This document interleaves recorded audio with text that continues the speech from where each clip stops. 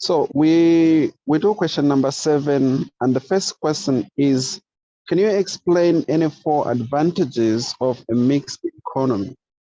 Yesterday, I talked about the capitalist economy, the free market economy, then and the socialist or the command economy. So the economy that is in between the two, it is called the mixed economy. The mixed economy is a kind of an economy where you have both the government playing some role and the individuals. So you have a mixture of the capitalist and the socialist together. You have the free economy and the command economy. So even the government sometimes comes in to intervene. Okay, but it doesn't take the active role as the producers but it comes in sometimes in the market, mostly to intervene. Okay, that economy is said to be a mixed economy. So what do you think could be some of the disadvantages of such an economy where you have the government trying to intervene in the operations of the economy? You can hear me? Yes, I can. Yeah. Okay. So the following are some of the advantages of the mixed economy. Number 1, it promotes innovation, right? It promotes innovation and the creativity. Yes. In the creativity. Yes. So that's one of the advantages of the mixed economy. Then the other one is that it brings about, it ensures that income is equitably distributed. So income of the nation is actually equitably distributed. Yeah, I'm sure you know the difference between equity and equality, right? Yes. So maybe a simple example that we would give of the difference between equity and equality would be of, let me demonstrate like this.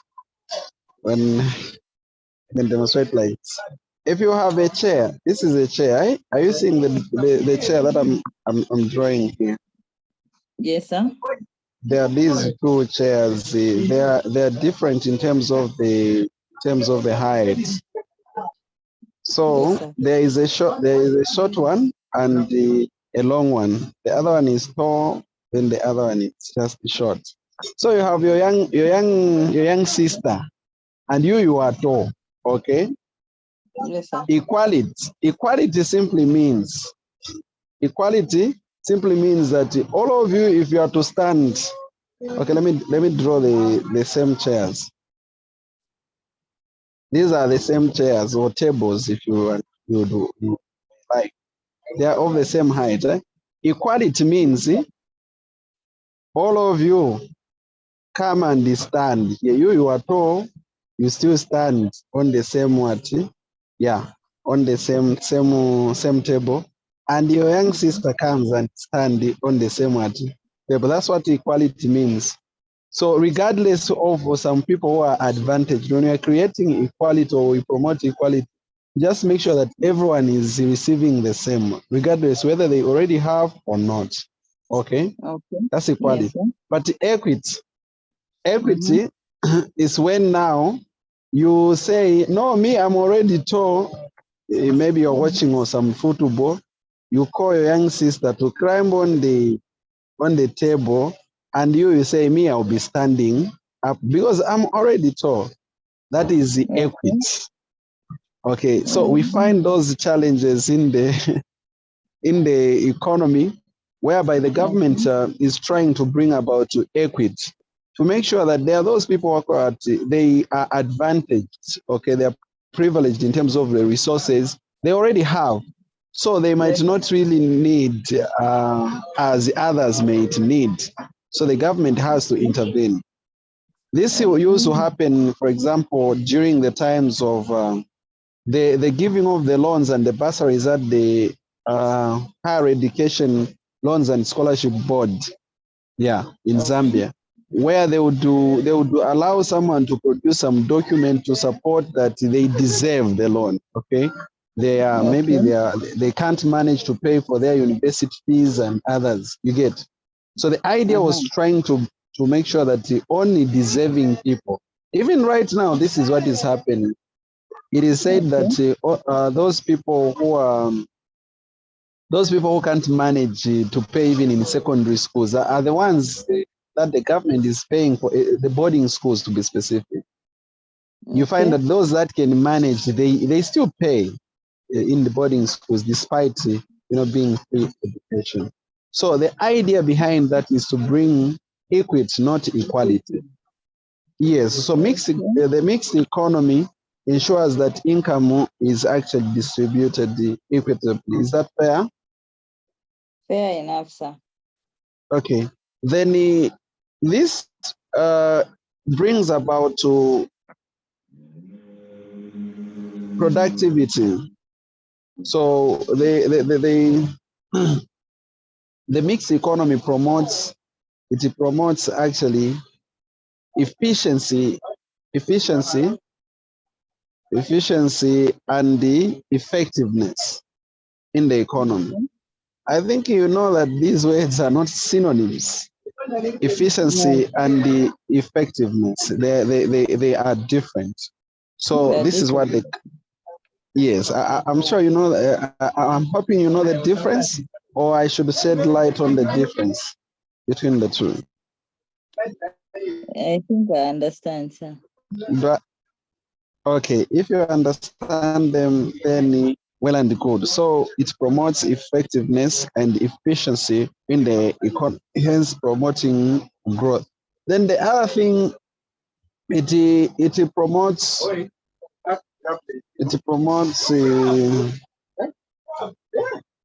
good economic welfare.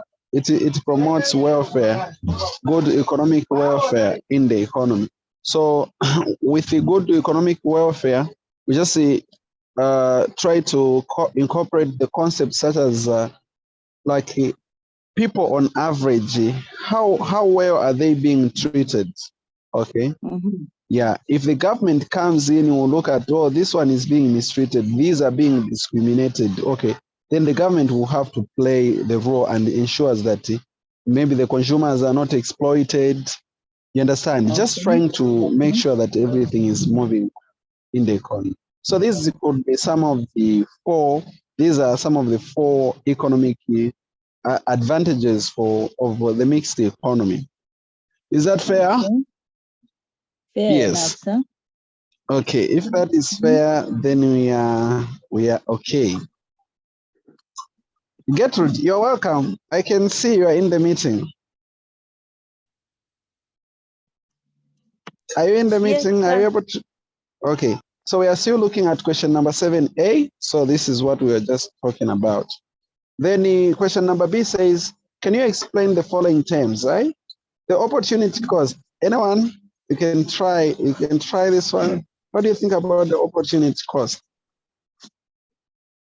Opportunity cost. Opportunity cost.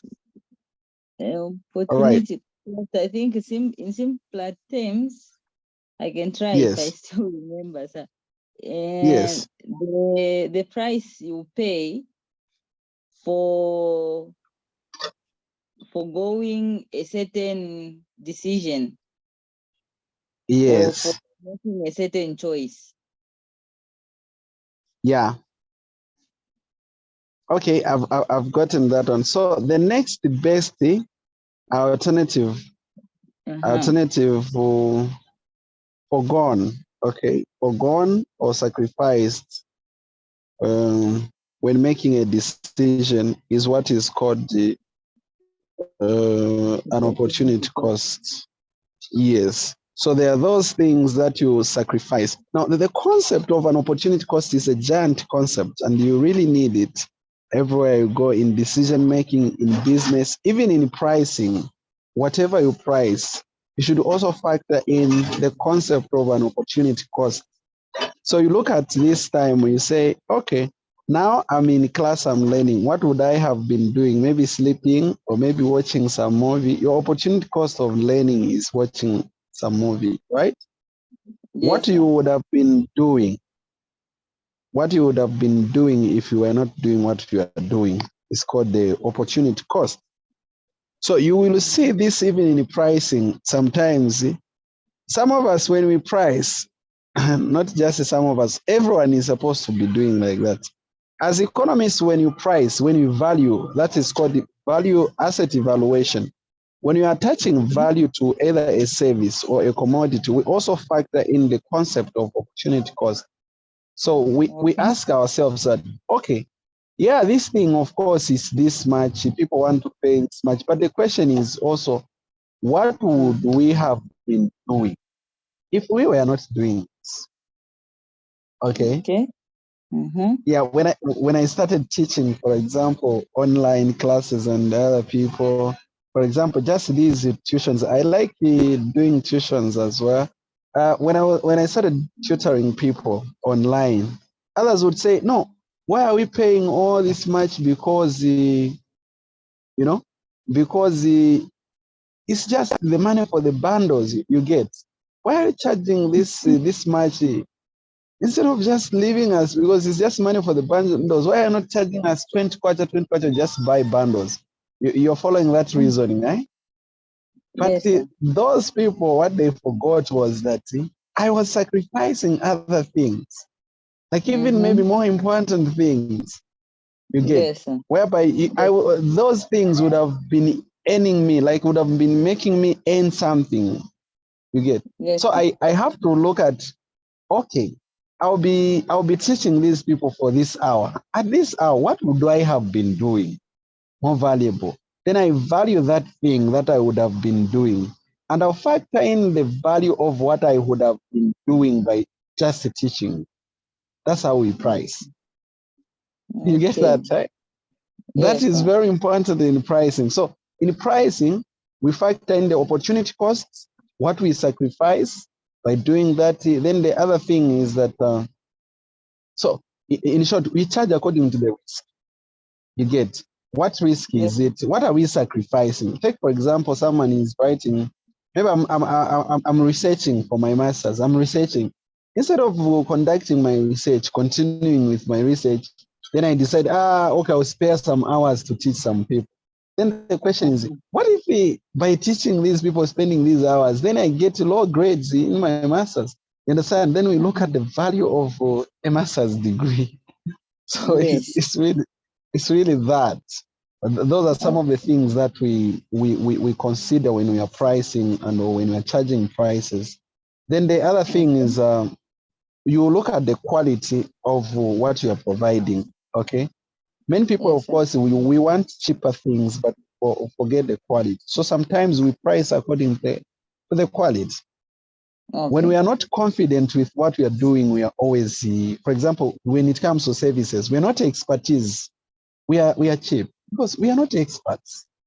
We know that there is always a probability of you not getting what you want. But when we are sure, obvious, we have to charge you according to the quality that we are assuring you. You understand, Yes. right? Yeah, Yes, sir. there was a there was that time when we started tutoring when people were just paying as low as 100 kwacha. Yes, we were not sure. Like we are not very sure of what we were doing. You get, like, even as we were learning then. So people, Okay. there was no need of charging a lot of money to to people because we never knew much about the quality that we were doing. But after staying in the field for so long, teaching, getting such experience and what, you see that even pricing changes because, yeah. Anyway, you have learned that. So the opportunity cost, therefore, is the next best alternative that you forego when making a decision. Very important. Fair? Okay. Fair, sir. Is that fair? Okay, Gertrude, are you fine? Yes, sir. Okay. So that is what is happening, and that is what used to happen those days. It used to be interesting, right? Just paying 100 kwacha, you'd learn the whole. I remember those days. Some days, 5 years ago, it would happen like Okay. that, but not now. Public goods. Okay, what do you think about public goods? Any thoughts? Gertrude, what do you think when you just hear public good? This is a public good.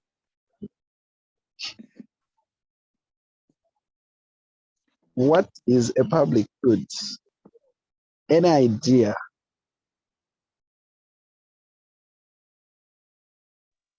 Goods meant for the public. Yes. Okay. Madam Jove, what do you think as well about the public goods? This one, I don't know the description properly. Imagine it came, and what would you have written? Okay. Let me define it in a short way. A public good. Public good. So a public good is these are goods, or these are commodities or services. Let me say these are commodities or services, okay, that benefit, right? That benefit all members of the society. In this case, we can say all citizens of the country, anybody in that society, okay? Okay. They are usually provided by free, they are provided for free through public taxation. Like these are, you provide, the government is the one actually that provides these through taxation. People don't go and start funding public goods. You get? There are few people who can say, okay, I'll build this road. For example, a road is one of the examples of the public good, okay? You can't say, okay, now that I'm the one who built this road, no one else will be passing here. I'll be just passing alone. It's a public good, so actually there are no even exemptions, okay, for such goods. They are provided by the government, usually through taxes. The money from taxes, then the government provides those public goods. You can't say this is mine, like the bridges, those flyover bridges, whatever. Like you can't say this is mine, okay? Okay. The government does a borehole or a dam or something. It's for everyone. You can't exclude people. It is not yours. Is that fair? Those are public goods. Yeah, no. Okay, isoquants. Okay, the isoquants are just like the indifference curves. Okay, now if you can remember something about the indifference curves. So with the isoquants, these are curves. Okay, an isoquant is just one. So is the curve actually that shows the possible combination,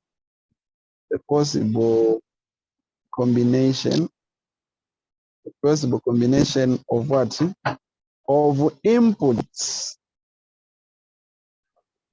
yeah, that can be used to achieve desired output. Okay, those are isoquants. So like the possible combination, how can we combine labor with capital? For example, capital, we would use things like rentals, buildings, infrastructure, offices, and some machines, right?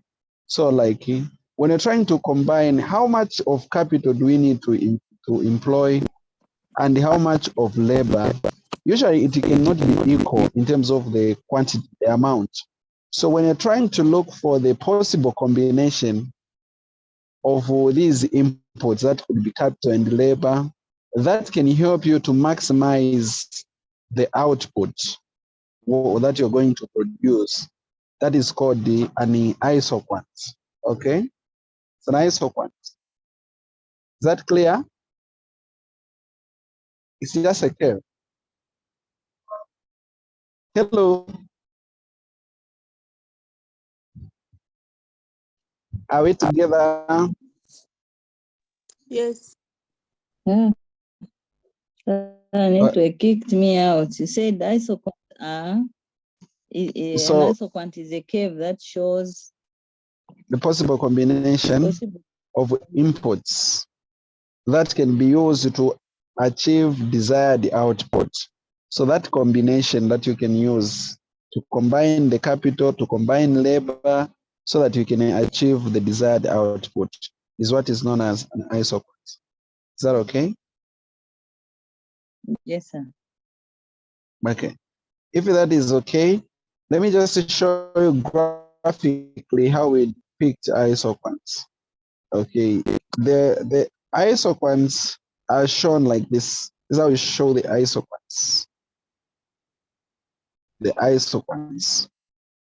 They are downward sloping. You remember the indifference curves? Yes, but they are just like in different curves, same shape, same everything. It's only that for the indifference curves, you use them under consumer theory, right? When you're studying the behavior of consumers, but the isoquants, you use them from the producer perspective.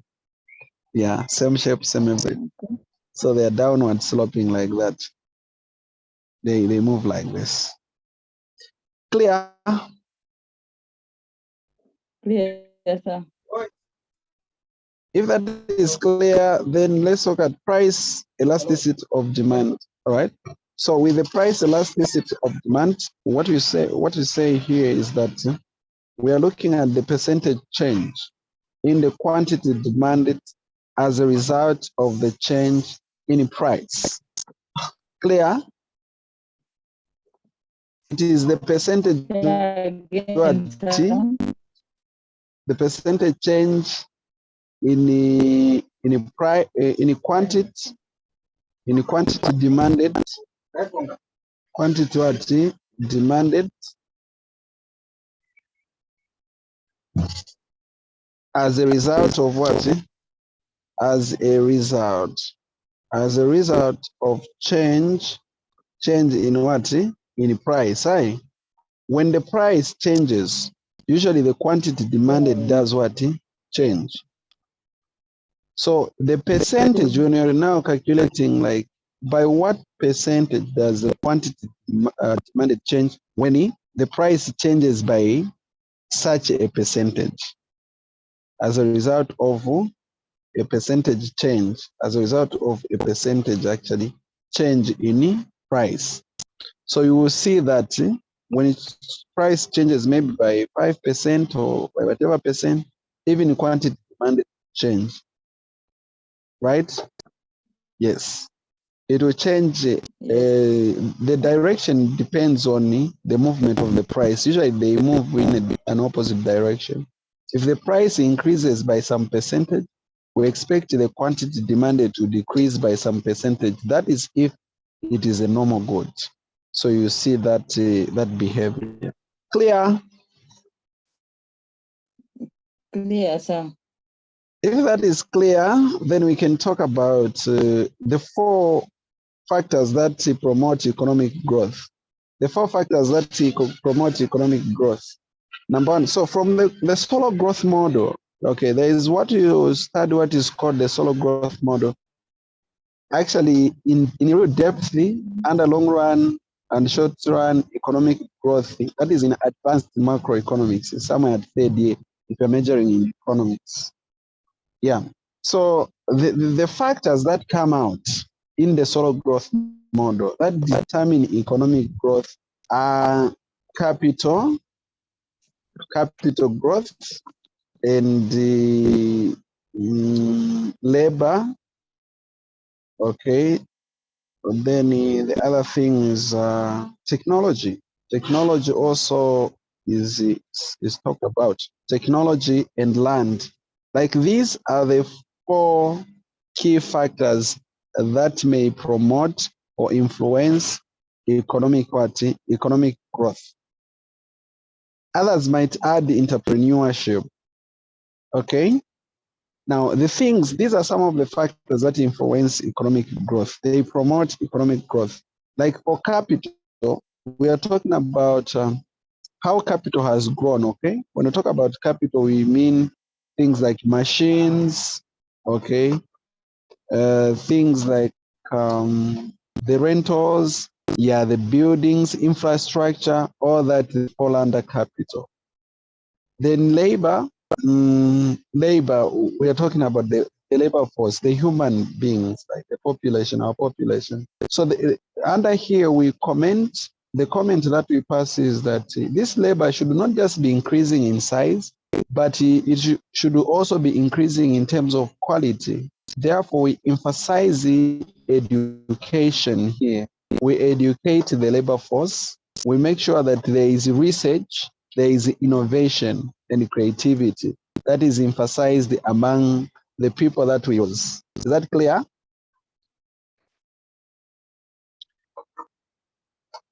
Hello. Hello, sir. Yes, are we together? On my end.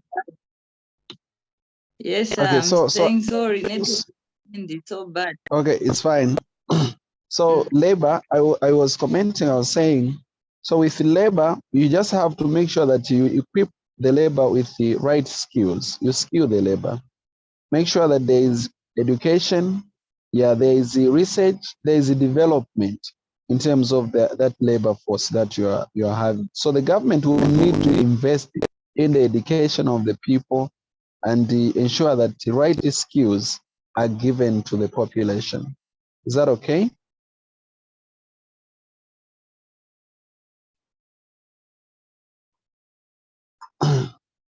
Okay. So that's what is there. And again, the other thing that you realize and you need to understand is it's not just about having a lot of people, right?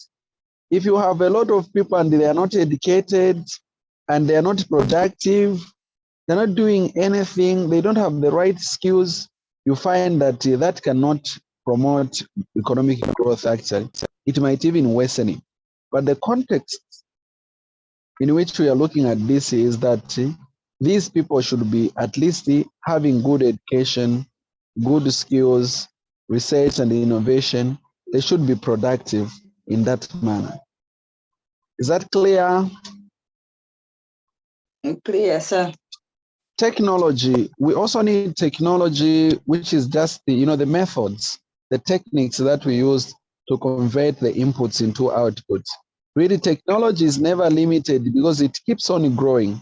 The population can reach at a point where it stops growing so fast, and land and capital can reach at a point whereby the capital accumulation can end up almost being equal. The growth rate in terms of capital accumulation can end up being, in the long run, being equal to the depreciation rate.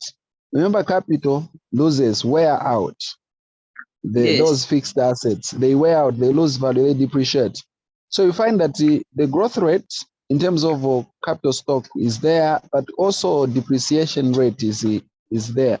So there will be that time in the long run where these are equal, and you find that now there will be no change. Even if you add to capital, how much you've bought in terms of machine might be equal to those machines that have become useless, that have lost value. So there is that stage again in the economy. But the only emphasis that we place here is the technology. Technology is never limited. It's never affected by depreciation. It's never affected by anything. So therefore, there should be much investment in the economy, in the technology. That's why you can even see that meaningful governments, they invest heavily in economy and they promote what? Promote economic development via investment in technology. Because we know that if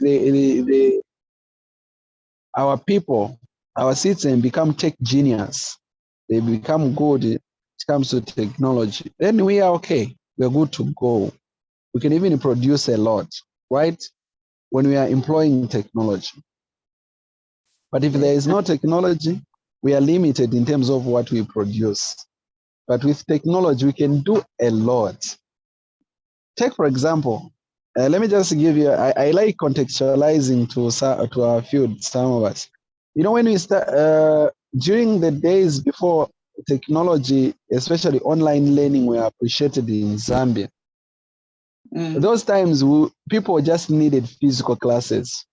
So we had those limitations whereby you could just teach people according to the number of like how many people can fit in the class at each time. People had those limitations. But with the coming of online classes, which is technology, you can accommodate as many people as you want online without suffering about the venue, suffering about anything.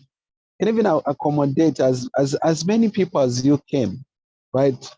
Yes, that cannot sometimes manage to fit into some venues that are small. So there is that. You can do a lot when you employ technology.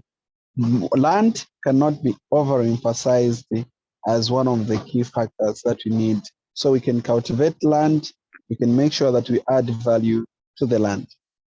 Any question? Okay. I think it's clear, sir. Okay. I think it's clear. If it is clear, we go to question number 6. Question number 6 says, distinguish between the short run and the long run period of production. Short run and the long run period of what? Production. You know, it's not really a time, like it's not really time. You cannot measure the long run or the short run in terms of maybe the number of days, the number of months, or the number of years, but actually it's just a short, let me start from the short run. Is that short period of time? Is that short period of time in which at least the keyword is at least one factor of production, one factor of what? Of production is fixed. Okay, or one variable is what? Is fixed. This is a keyword that we are looking for when defining, when looking at the short run. So at least, meaning you can even have more factors of production being fixed, but at least one should be fixed. Then that is a short run. Then in the long run, all factors of production are variable, meaning they change, they are not fixed. The factors of production in the long run are what? Are variable. In the long run, the factors of production, FOP, factors of production are what? Are variable. They are changing. Is that clear? Now, a good example, a practical example to do better, I think. If we are to say, for example, let's have, if you start a business, for example, you start a business of school, you're having schools, private schools, okay? When you begin, if you start with only one class, there's one classroom, and again, you have one teacher, right? As long as you're going to be having only one teacher and one classroom, it means that you are still in the short in the short run period, okay? But there will be, as long as there is one fixed variable, you can increase the number, maybe the number of classes you do 2, but again, if you have not increased maybe the number of the labor force, okay, the size of people that work, still, as long as your labor is still fixed, then you are still in the short run. But it becomes the long run when you increase the number of classes, they change from where you started from, including the number of people who work. Okay, that is your labor. They have changed as well. You have increased the number. Like all the variables you have increased, they have changed. They have changed. That is a long a long run period. So depending on how fast you are moving and growing as a business, that is what determines your period, short run and long run. Is that clear? Sir, just come Hello. again. On the example? Yes, sir. I was saying you're doing a class, you're running a private school. You build only one class and you have only one teacher. Then that period is called a short run. As long as you are going to be having only one teacher and one classroom. Then there'll be that time when you adjust, you can maybe create 2 classrooms, but as long as you have not adjusted the number of teachers, it is still a short run period. Or you can adjust the number of teachers, you have maybe 2 teachers, as long as the classroom, which is capital, the rent, the building, the infrastructure is still one as well. It's still the short run. Where does the long run come in now? The long run will come in when you increase the number of classes from where you started from, and the number of teachers, which means labor. The labor has increased, labor force, the number of people you employ have increased, and the capital in terms of buildings and machines, the computers, everything, like you adjust. You started with one computer, increase the computers, all the factors, like you just increase them, they change. That is called the long run period. Capital and the labor both have changed. Clear? Okay. Clear, sir. That's a long run. Okay. I like trying to look for the practical examples that people can easily relate so that they don't forget things. Okay. Outline any 4 features of a perfect competition. A perfect competition is one of the markets that we have. The common market structures that we have are perfect competition, monopoly, monopolistic, and oligopoly. So the perfect competition has got the following features. Number 1, there are many There are many buyers and sellers. Okay. There are many buyers and sellers. Again, in the perfect competition market, okay, products are homogeneous. I'm trying to use the exact terms so that if you meet them somewhere, you can find. They are homogeneous, meaning they are the same products that are being produced. And again, these are price takers, right? The firms under this industry are price takers. They don't make prices. They just take what the market determines. They do not have power over price because they are men. Should they decide to increase the price, you decide to increase the price alone, your friends are just charging the low price. People will change. For example, you're all selling tomato, and again, we assume that there is perfect information here. Perfect information, like all the consumers, they know everything. They know who is selling what and what the quality, everything is just known in terms of information. There is no information asymmetry. The information is symmetric from both ends. So these are some of the factors plus many others that determine the perfect competition market. So I was talking about trying to add on the price takers. You know what happens? For example, you're both selling tomato, and the customers are aware about the quality of that tomato, the tomatoes that you are selling. Maybe you are 10 of you in the same place, and you are just selling in the same place, all of you, and same quality, same everything. Then you decide to charge your tomato. Your friends are charging at 2 kwacha. You will say, no, mine is different. I'm charging 5 kwacha. And the people are aware that it is same quality, same everything. What do you think would happen to your goods that you're selling, the tomatoes? They will not buy. Yes, people will not buy because they are aware of the quality. You can't lie that, no, because the good quality or what? Like there is asymmetric information. So that is about perfect competition market. We're on question C. It says illustrate with the use of well-labeled diagram the shutdown position of a perfectly competitive market. So this is how you do it. In the perfect competition, price is what? Is constant, right? It's not changing. Yeah, it is equal to average revenue.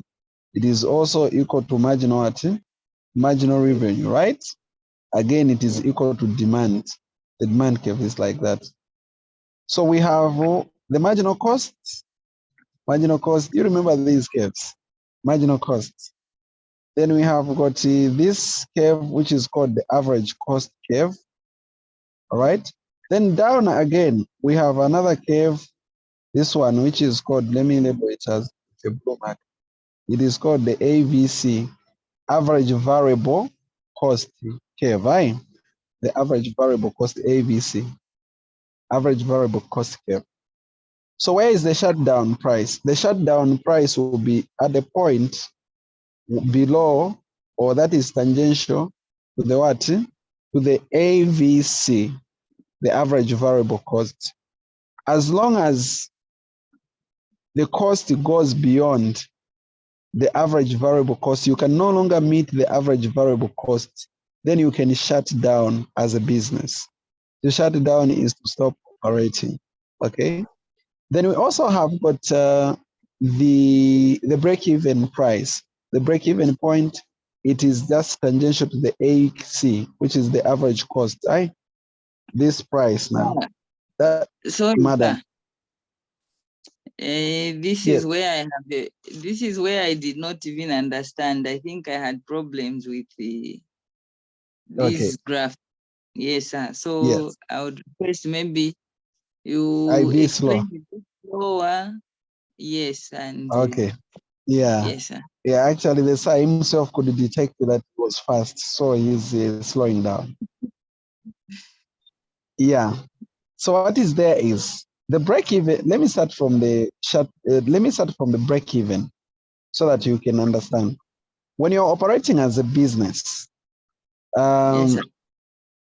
there is that point when now, when you start first, remember this is a perfect competition. When you're still alone, you can even be making a lot of economic profit. You can make a lot of profit when you're still alone.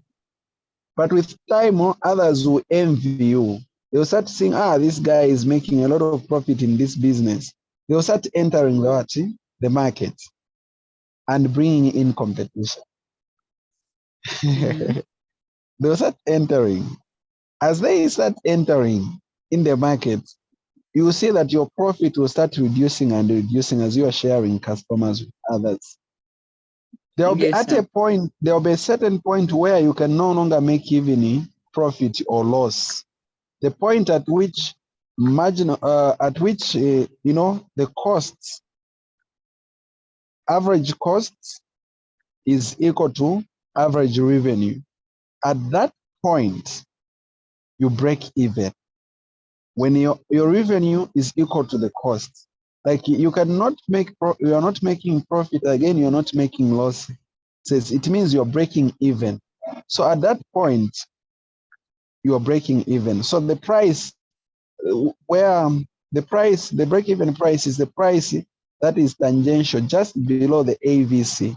Okay, that is at the point where the cost meets with what the it's just below the average cost. Sorry, let me just mention it like that.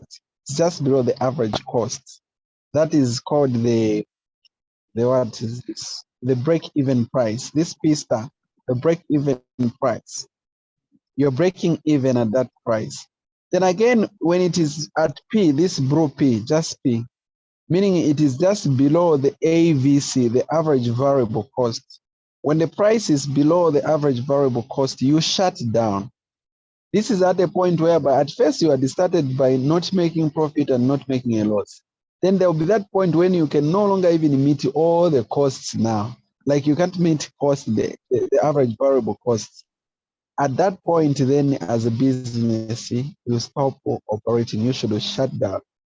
It doesn't make sense for you to continue operating in the business where you can't even, for example, you start now getting money from the pocket to pay rentals, those things.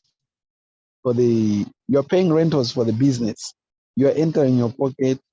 You do whatever you pay the workers using your salaries, using your own money. There is that point. Please, if you can't meet, the business is unable now to meet its own cost, it's better you shut down. Got it? Mm. For me, sir, I think for this one, sorry, I will take you back. Just start from the beginning, how you were showing the marginal cost, average cost. Okay, how we draw, start from drawing. How it start from drawing, sir. Just start from the scratch. Okay. Anyway, it's still a good thing. We can still start from scratch. So first of all, you start with this XOY plane, right? Yes, The sir. XOY plane. We have the price. In the perfect competition, the price is fixed. Price is equal to average revenue. It is also equal to the marginal revenue. It is also equal to the demand in the perfect competition market. Okay? Have you seen that? Then yes, sir. you come to the marginal cost. The marginal cost is upward sloping like this. Marginal cost MC. Are you able to follow? That's marginal cost. That's a marginal cost. This is a point at which now output, like profit is maximized.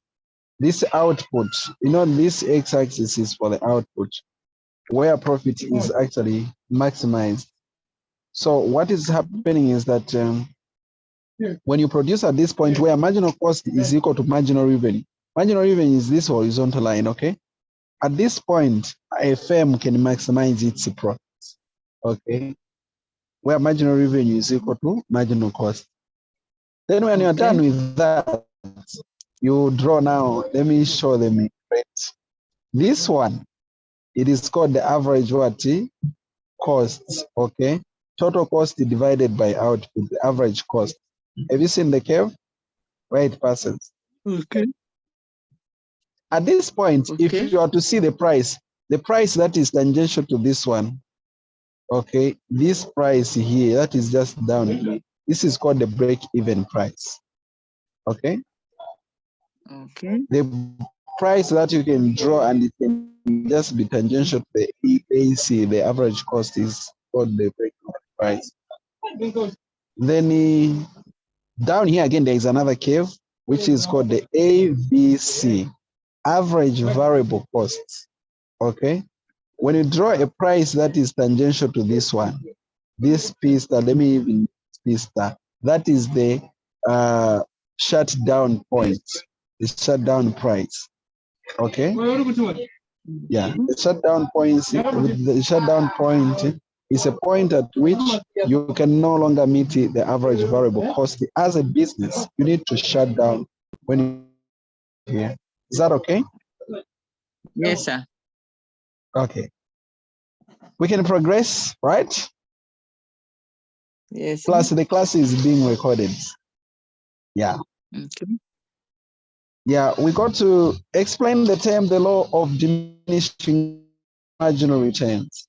Diminishing marginal returns simply means as you employ more of an input, then the return that you get from an extra unit of input employed reduces and reduces. As I write that one, you're not here. So, yes, as you increase, as you add or increase an extra unit of an input, of an input, right? Then the top, the extra input that you add, the input adds less and less. The input adds less the total the total output. Yes. So this is what diminishing marginal returns.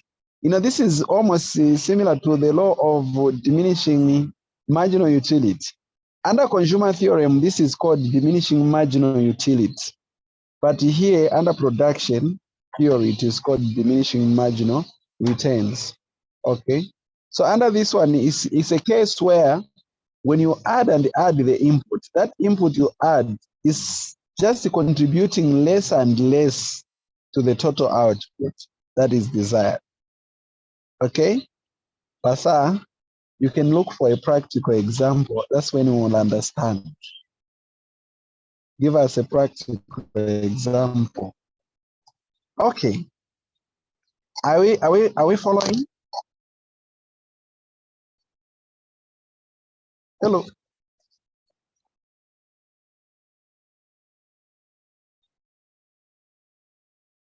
All right.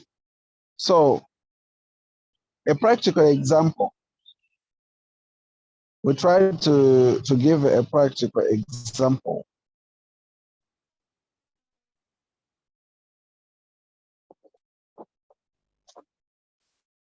Okay, so a practical example of diminishing marginal returns would be let's say you have a business of private schools. You run a private school. Are you able to follow? Yes, sir. You're running a private school. So number one, you start with you have 2 classes, okay? 2 classes and only one teacher. This teacher is able to move from one class to the next class. Have you seen that this teacher is working and working even a lot this time around, right? And his output is even more, he's adding more to the output. The input that we're talking about here is labor in this respect. Then you employ another teacher. What will happen is that the second teacher you've employed will not work as much as that one worked when he was alone. You understand? Because up Yes. now, what will happen is that he will be in his own class, everyone will have their own class. Then now, when you go beyond that, again, you employ a third person, a third teacher. You just have 2 classes now. What will happen? The third teacher will even add way less now, okay, to the total output, because there will be the issue of waiting for someone to leave class so that you go, you teach. The other person will be sometimes just sitting in sometimes. Okay. Yes, sir. So this is what we try to mean, that as you try to add and employ more of an input, that input you get, it contributes less and less to the total output. Is that clear now? Yes, sir. Yeah, I always like trying to relate things and look for a practical example that people can easily relate to. Yeah. Okay. If they are following, are they following? Or Yes, they sir. are I'm tired? following. No, they cannot be tired. They haven't. Number I'm 5. following. Question number 5.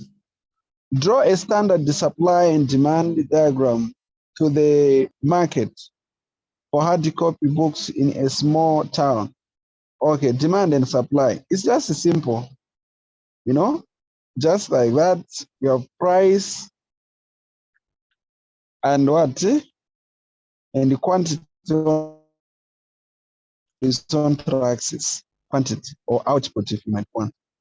So your demand is downward sloping and your supply is upward sloping. Okay, price like that. You've seen, this is just a standard graph. It's a standard graph, just like that. It doesn't even have any figures this time around because we're not given numbers, so we can't specify. We have just put this is. That's why it is standard graph. Is that clear? Yes, sir. Yes, just like that. Standard graph. You don't even panic. Exams are too easy. UNZA exam. We got to B.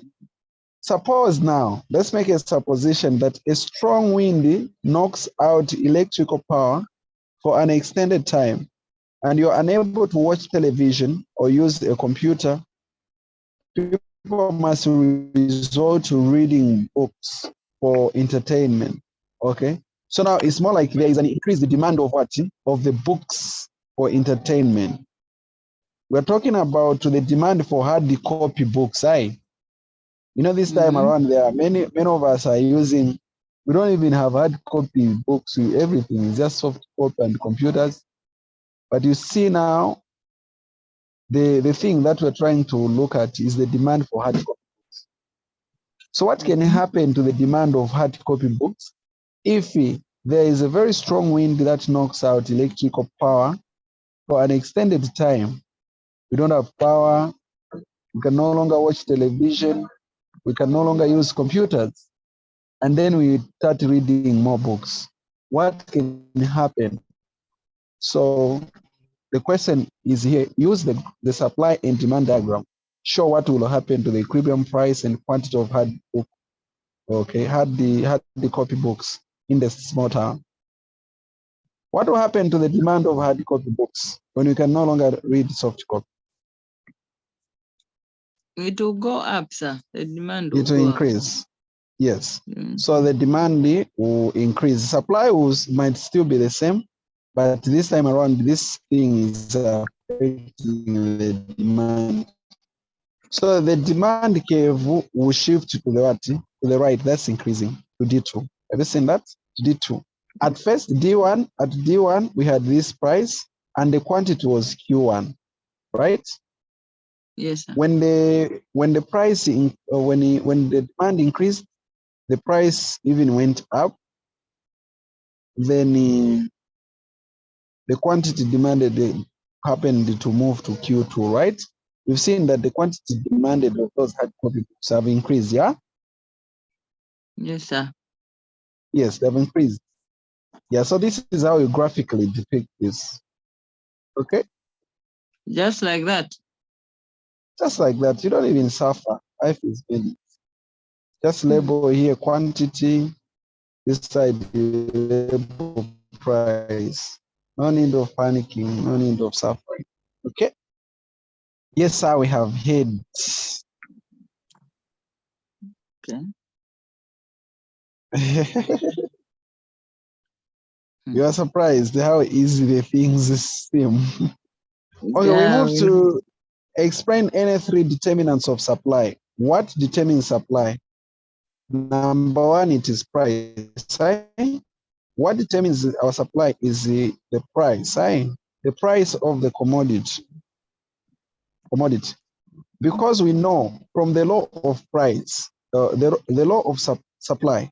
The law of supply states that there is a positive relationship between supply and what? And the price. You find that yes. as the price of that commodity increase, as it becomes more expensive, you see now people will supply more of that because they'll make more profit, isn't it?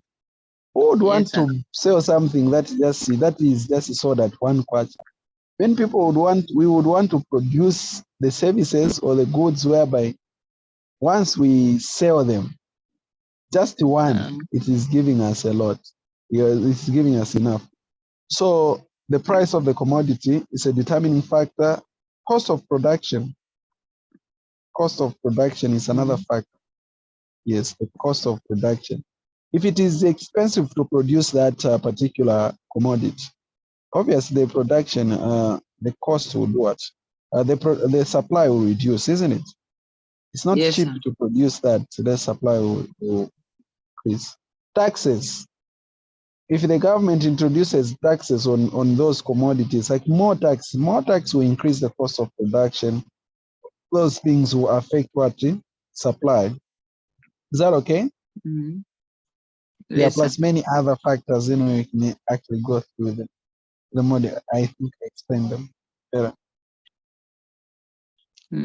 Okay? Yes, sir. Yes.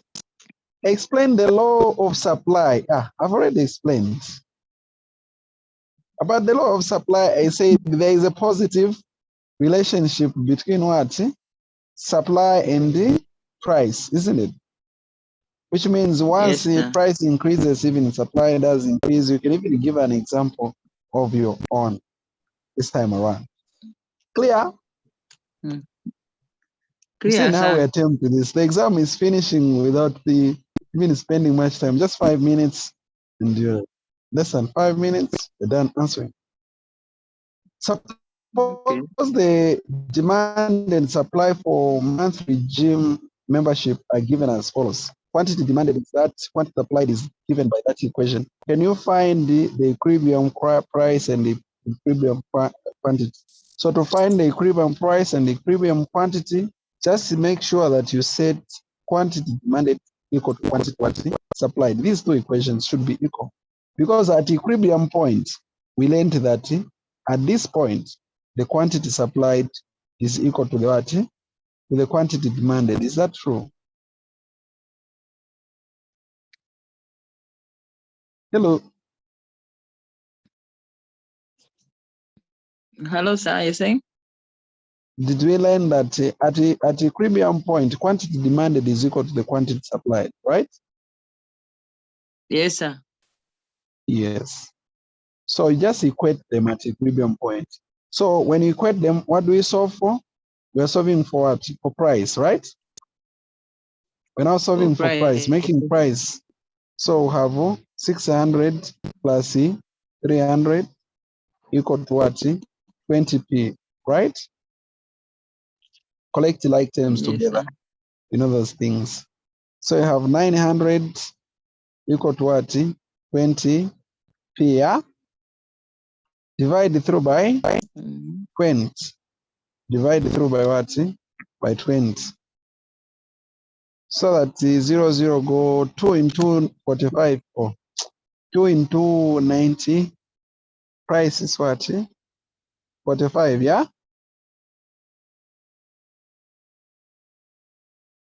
Hello. So the equilibrium price is what? Is 45. The equilibrium price is 45. So now that the equilibrium price is, hello?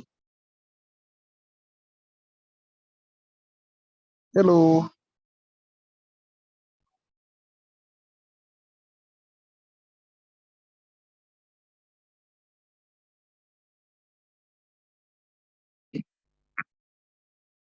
Hello?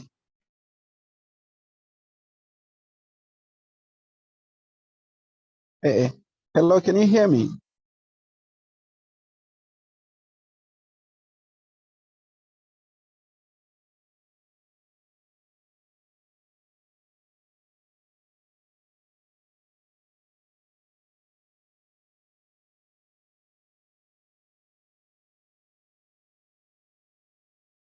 Hello, are you able to hear me now? Hello, are you able to hear us? Yes, sir. Network is just bad today on my end, sir. Okay, yeah, we are finishing even. This is the last question, so just be strong a bit. So this is how we get the equilibrium price, okay? Just set the two equations and solve for P. So price is 45, the equilibrium price. Is that okay?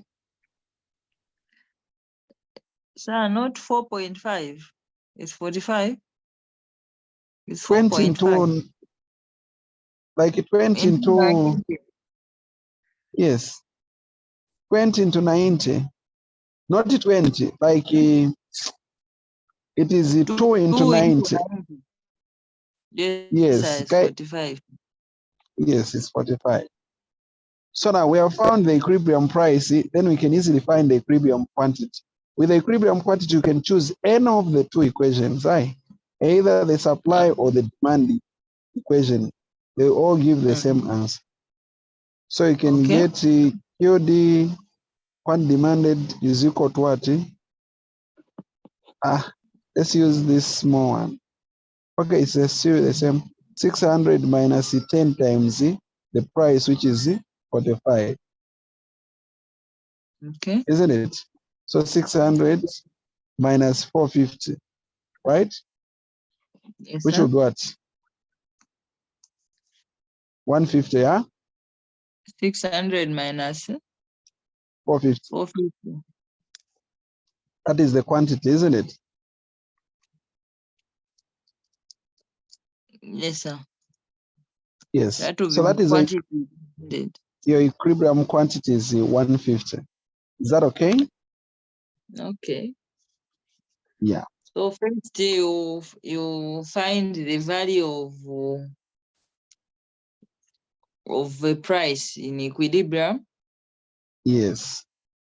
Then when you find it, that's when now you use any of the equations to substitute and find the equilibrium price. Quantity, Exactly. demand. Yes, Okay. you can use any of the two.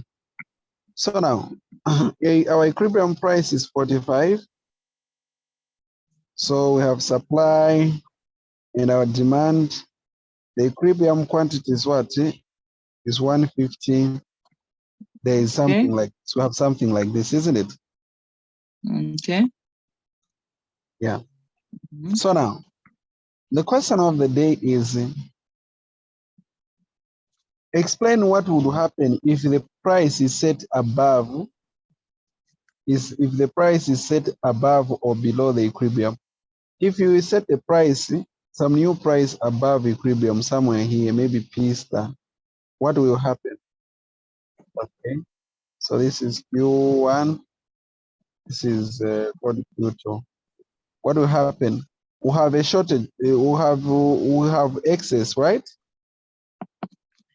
We have excess supply. If We the have excess if the price is set above the equilibrium price. If you set the price like at that blue price, what will happen is that the quantity supplied would what? Will go up to here, up to the supply curve, meaning this is how much will be supplied, okay? But what is being demanded is just Q1.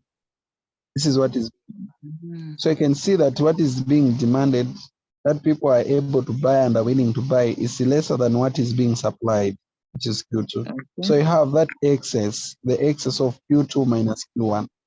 Is that okay? Yes, sir. So there is excess supply when the price is above what? The equilibrium. Got it? Got it, sir. What if now the price is below the equilibrium? When the price is below the equilibrium, is here, check what happens. What do we have? We have shortage, right? Instead of an excess, now we have a shortage. Because the quantity supplied, what we can be supplied with from our firms is Q1. But what can be demanded is Q2, right? That's what can be demanded.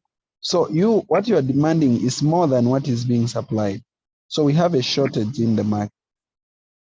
So once the prices are below the equilibrium prices, you have shortage in the market, okay? And once they are above, you have excess supply. Is that okay? Yes, sir. Okay.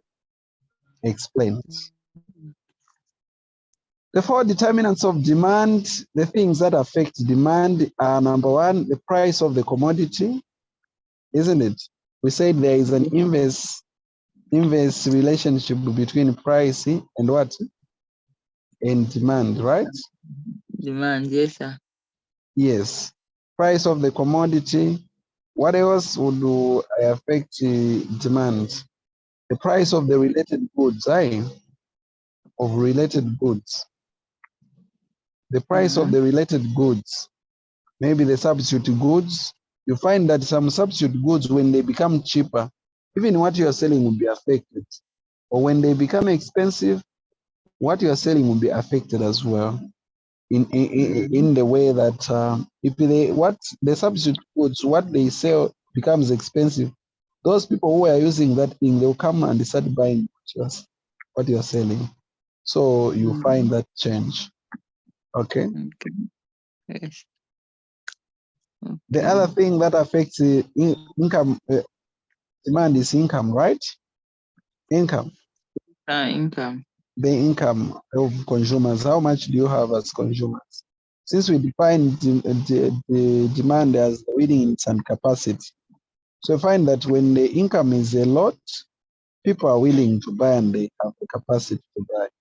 But when their income level is low, you can be saying that these people don't want to buy. Actually, they just can't manage. They can't manage to buy.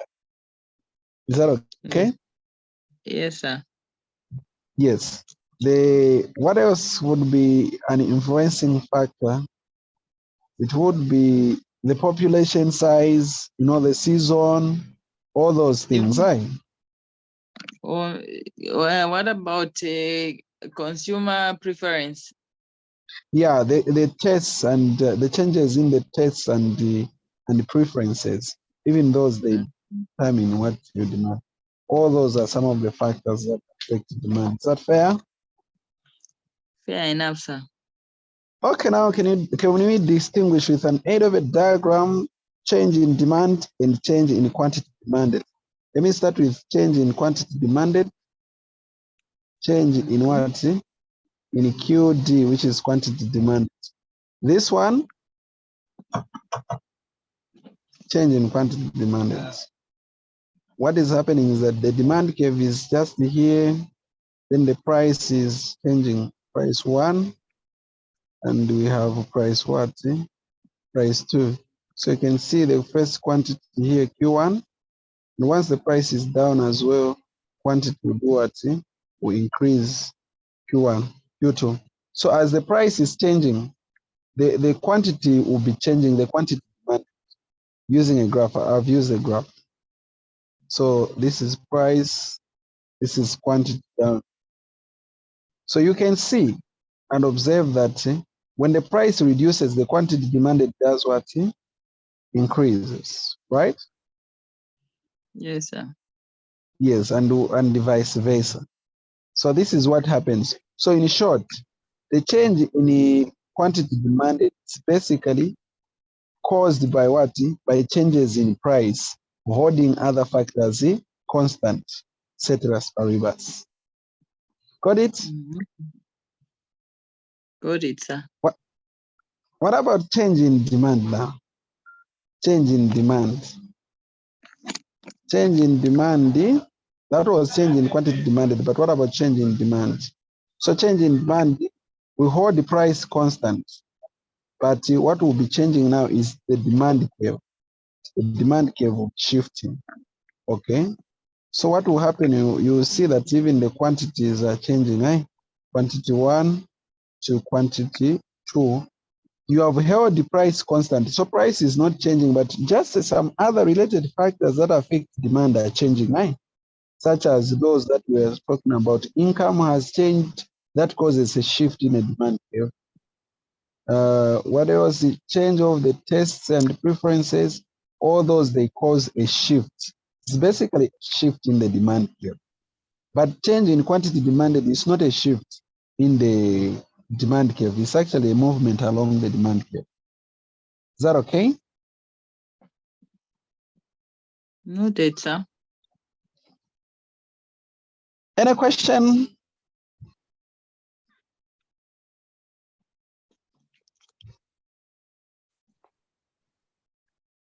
Do we have any question? I think we are tired now. Yeah, we are tired, and the class and the